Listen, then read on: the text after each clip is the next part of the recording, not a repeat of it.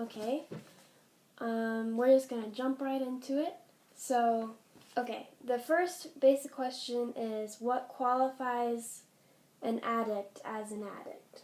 Like, what makes an addict an addict? Well, obviously, I have kind of a faith point of view on this. Anytime a person is caught up in something that is harmful and that is something that they don't want to do, but they're still choosing to do, that's a form of addiction. Obviously, society defines certain kinds of things as being addictive, especially drugs, alcohol, because the consequences are at a much higher level. But we have a model that talks about heart change. So almost everybody struggles with some level of addiction where they end up choosing to do certain kinds of things that they know they shouldn't be doing. But not everybody's classified by society as an addict because let's just say I overeat a little bit. Well, it's not quite as bad as using drugs or something like that. So there are a lot of different habits and a lot of different things that people do that, frankly, in terms of the way they function, is not that different from what society classifies as an addiction, and it's the same kind of thing that, frankly, just about everybody struggles with. In fact, when I talked about this to my own father at one point, he looked at me and said, "So then I'm an addict." And I kind of looked at him and smiled a little bit. My dad would be what's called a workaholic. I mean, he doesn't know when to stop, and he doesn't know what's healthy and when it's over the top versus that. And so after I described a little bit of what was going on, he said, I was like, yeah, right, you get it. So. Okay. What is the most common form of an addiction that you would deal with on a regular basis? Probably, I mean, statistically, the pills are becoming the largest. In this area, I would say meth is very, very high. So somewhere between the pills, the meth, I think alcohol would be third. Marijuana is in there, probably in frequency. It seems like it ends up being a In other words, it's being used along with other things. Very few people would come to us and say, I mean, occasionally if they're in trouble with the law or something, but generally marijuana kind of just goes with the other things. How much time does it take, high and low, how much time would it take for a casual user to meet recovery? Like the highest amount of time it's taken and the lowest amount of time?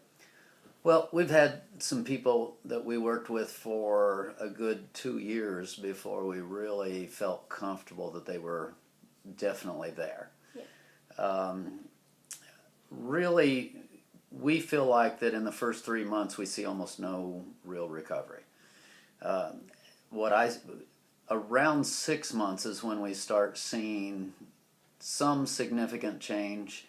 Around a year is when we start seeing pretty consistent change, and then depending on the difficulty, it can take longer than that. What are the highest amount of relapses you've had in a single case? Of a person in the program? Yeah. Oh, I don't know. I mean, we would limit that unless they're stretched out over a period of time. Usually about 3 is about as many as we would allow to happen. Now, if someone had some relapses close together and then maybe 3, 4, 5 months went by and then they had another 1 or 2, but we're not going to allow someone to stay in the program if they just keep relapsing. So. My next question is, why can't people just stop? The best answer to that is, in our model, people, I believe, are spiritual beings, and one of the best descriptions of that people understand is conscience. Now, I'm not talking conscience like we normally think of conscience, the angel and the demon or whatever, but people get a sense of what is right and a sense of what's wrong. And the one thing that I described that people get, if you have a young lady who grows up in an abusive situation and she gets ready to date, if she starts dating someone that is healthy, that treats her well, invariably she'll drop that guy because it doesn't feel right. And then if she starts dating a guy who's an abuser, invariably she will marry the guy even though everybody around her is saying don't do it. And her response is because it feels right. And the simplest answer that I can give you, people, when you're trained up in certain kinds of environment, in certain kinds of ways, your conscience, i.e. what feels right to you, is shaped in a certain direction. And that shaping then causes you to respond to life situations instinctively at a completely subconscious level. So when certain things come along and they're triggered, everything in you, it doesn't matter what's going on even at the mind or the emotion level. It doesn't matter many times even if you've had significant education. There's a strong feel there of this is right or this is wrong. And people will invariably end up following their instincts. And their mind will be telling them one thing. They've been through, say, a drug education. We've had people, I think the highest number that we had a guy come to us who had been through 27 treatments. So he knew all of the right answers. If he was getting ready to use, he could tell himself, he could do self-talk of what he needed to say to himself, and it never worked. Because until a person's able to identify their instinctive behaviors and realize that those instincts are leading them down a wrong path, it's very difficult to change those behaviors. That's interesting. Do you personally believe addiction is a disease or a choice? It depends on what you mean by disease. I don't believe that it's completely caused by genetics, and so there are people who believe that it's genetic. There are people who treat it like it was an illness. Well, there's different factors there.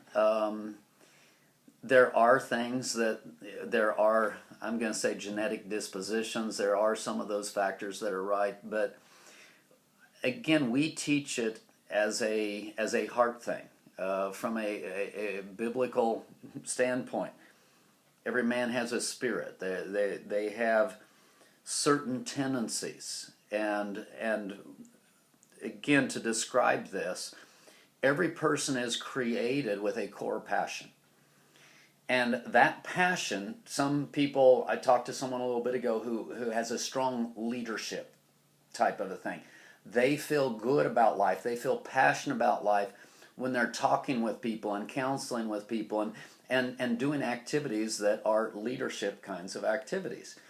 Whatever a person's core is, that core has a corresponding downfall, if you will.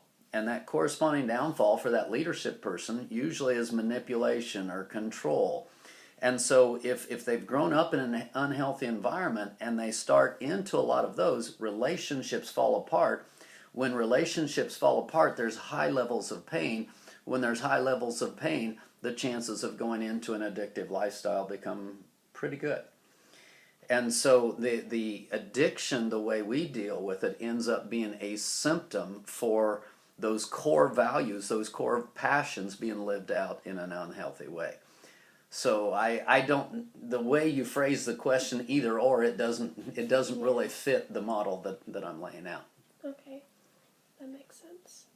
Do addicts often have things in common, such as child experience, maybe personality traits? I think one answer that I'll give you, I do believe in arrested development. If someone goes through a deep level trauma at age 2, at age 5, at age 10, at age 15, many times you will see when they get triggered, not all the time, but when they get triggered, you will see them exhibit behaviors from different age points. And so one thing that they tend to have in common, they almost always have some fairly deep levels of woundedness, some traumas. They manifest arrested development of different behavior, different age level behaviors. A lot of times, interestingly enough, they also can be extremely talented people. They tend to be highly passionate or highly spiritual or highly whatever, and it seems like, a person who is given to excess in an area, and that can be highly gifted. It makes them more vulnerable to that, to that swing on the negative side.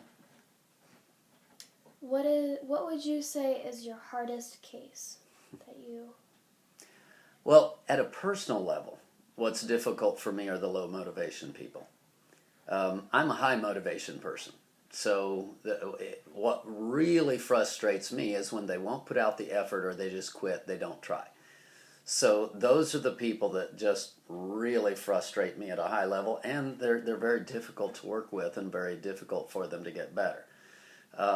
There also are just high bondage levels, high, very, very, very wounded, very, very angry. All of those kinds of things can give you a great degree of difficulty. But at a personal level, hands down, I'd say the person who just doesn't want to try, that person just is very difficult for me. How do you decide which house a person goes to? Well, we have one house that is called our induction house, and so as a general rule, we send people there just because the meetings are held there. There's a little more supervision there, and so we do that.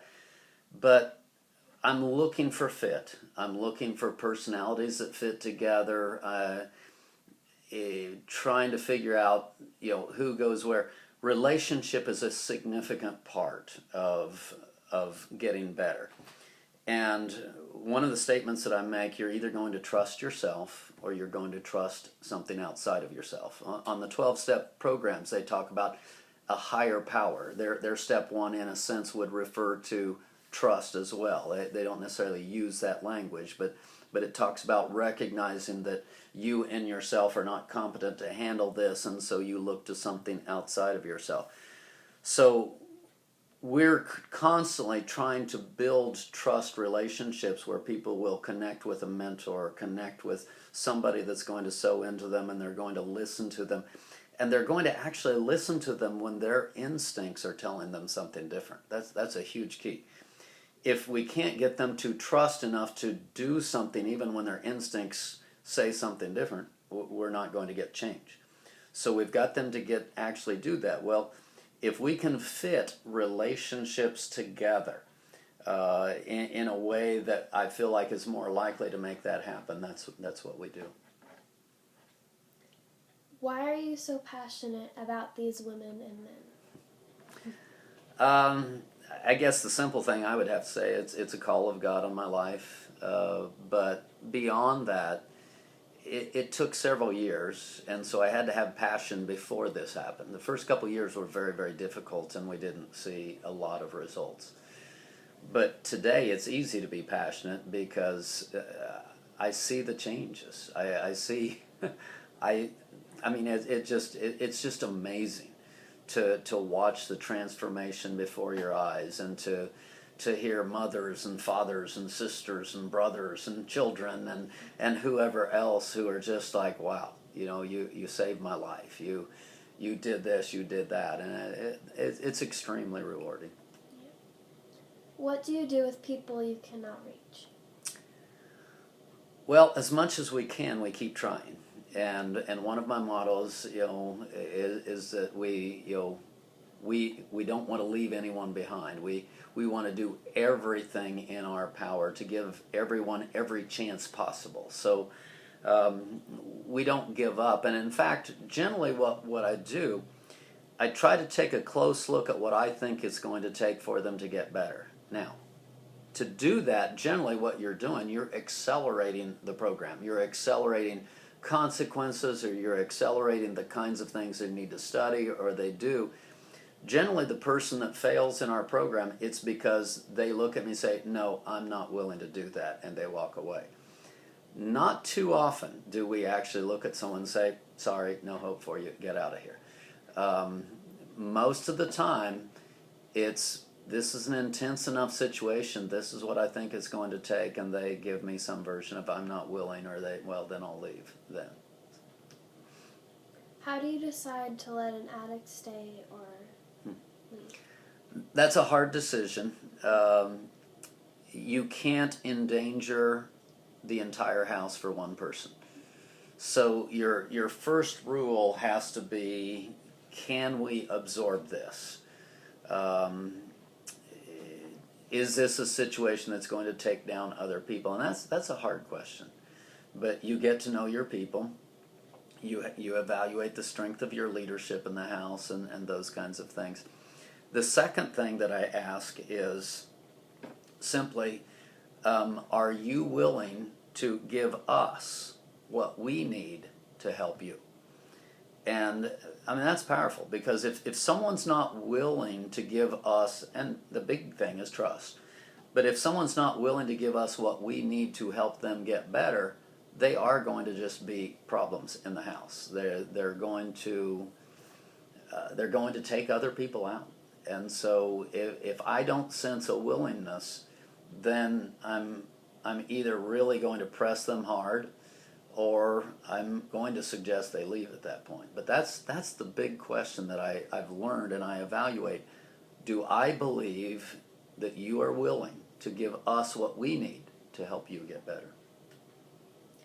Do addicts often switch their addiction to something healthier?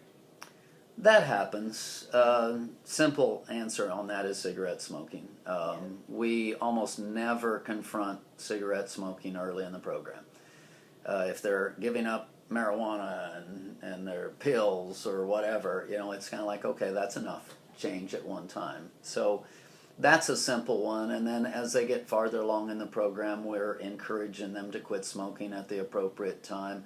Occasionally people will switch out an eating, they really start pounding food, instead of. So you do get some of those where they switch. But I do feel like with our approach, not as much. We're not exchanging one for the other, because we are going after what we feel like is the core heart issue that in our approach. If a person is weightlifting or exercising a lot to replace their addiction, would you see this as recovery? People can again, trade out activities. It depends. If it really is in a healthy zone, that's great. I mean, what's wrong with that? But if it becomes again, spiritual language, which may or may not translate, but if it becomes an idol, i.e., it becomes so important in their life that it's no longer healthy. It's no longer being given the level of attention that it should be given for the health of the person. Then all of a sudden, okay, we have a problem. And you can do that with healthy kinds of things. That makes sense. What percentage of people recover out of the program? Well, to answer that, we're going to have to break it down. And we have. I'm trying to remember the numbers, but we have a good percentage of over 25% leave within the first 30 days, and some of those within the first couple of days. So if you're talking about walk through the doors, you've already lost that 25%, and then it's around, I believe, 40% are gone before the first 3 months are up. But of those who stay a year or more, if you're talking long term, we don't necessarily have great long term data yet, but we feel like we're reaching 80 to 90% of the people if they stay the length of the program. And we're getting incredible results for those who stay longer term. Those who stay shorter term, obviously the first 3 months we have almost no impact. 3 to 6 months, you get an occasional impact that can be good, bad, and 6 months to 12 months, that's when you're starting to see some success. Not consistent. I don't even know what percentage to give it, but when it's over a year, the percentages are unbelievably high. That's all the questions I have. Well, thank you. It's been a pleasure sharing with you.